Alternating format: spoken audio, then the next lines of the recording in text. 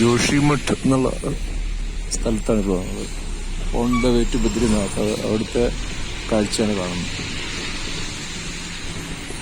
ഇവിടെ ഒരു അമ്പലം ഉണ്ട്.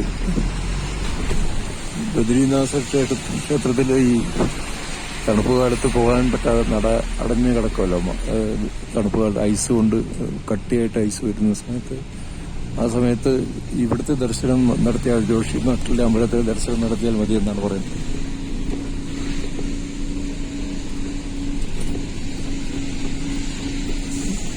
ഓപ്പോസിറ്റ് സൈഡിലെ മലയിലെല്ലാം മേഘങ്ങൾ വന്ന് മൂടിയിട്ട് അവിടെ മാത്രം മല കാണാവുന്ന ഒരു നല്ല മനോഹരമായ കാഴ്ചകളാണ്.